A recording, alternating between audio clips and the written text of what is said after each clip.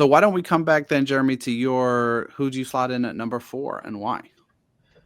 So maybe not the most popular choice here, but a guy that I believed in for a long time. Connor Prielipp is my number 4. I I think there's a real chance that he ends up being a bullpen guy. But I also think that of all of the players that we'll talk about, he's got the highest upside, right? He could be a left-handed number one pitcher. The likelihood of that is probably relatively low.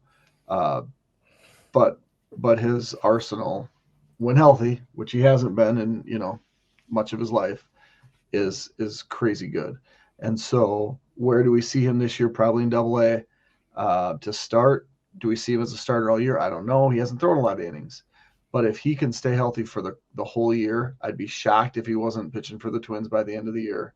And if he can prove that he can take the ball every 5 or 6 days, there's the upside that's just hard to argue with.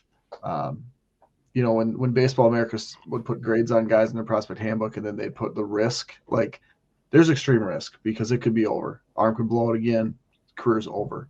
But I think the upside is just a little bit higher than all of these other guys. And I'm looking forward to seeing how it all plays out. I don't know if it's going to be great. And I think that's why we'll see a wider range, not only with the three of us, but in general.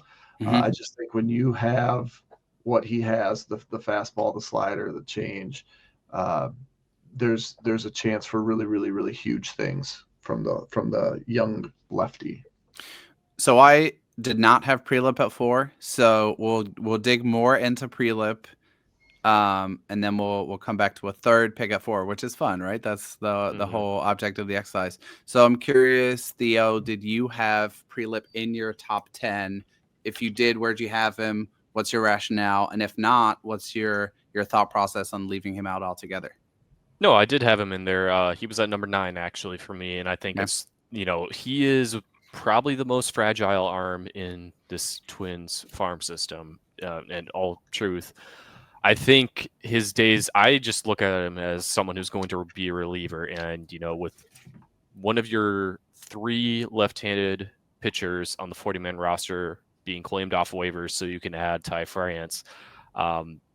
That's just putting all the more pressure to get Prielipp up to the majors sooner versus later. And I think, if you really want him to have a longer career, you got to just use him that way and just have him go out every 3-4 days a week and get 3 outs. And I think he could be, with his stuff in the more traditional sense, be a dominating closer. I think that's his best bet. I think he could definitely just be phenomenal in that role for his entire career. So if you know how fragile his arm is, why risk it? And that's why I have him a bit lower, because they still don't know how they want to utilize him. Obviously, once spring training, gets into full gear, we're going to have a little more clear answers on what his position is going to be. I think it's still safe to assume he's going to start the season at Double A. Obviously, what we saw of him in August and September looked really good, but it's still a limited amount. But we still saw, what made him such a dominating starter when he was at the University of Alabama. So now just seeing where that balance can be figured out, I think, like Jeremy said, it's probably likely he starts the season in the rotation, but I really find it hard to believe that if and when he makes it up to St. Paul, that he's going to have time in the rotation. I mean, you look at Travis Adams, one guy who's been a starter his entire minor league career. Saints started using him as a really well. I'm just going to Jalen Nolan, left-handed, another guy, but the Saints only used. I'm just using examples of guys who are starters as soon as they get up to AAA, moving straight into the bullpen, because I mean, look at that rotation outside of other guys we've already talked about. You know, David Festa, if Paddock is healthy opening day and still with this team, he's going to be in the rotation. So that moves Festa into St. Paul. Morris, I think it does. That's what I'm going with right now. But I'm probably going to be proven wrong in 2 weeks when Paddock's injured and or traded. But well, probably not and. He's not getting injured and traded. Well, I said and or.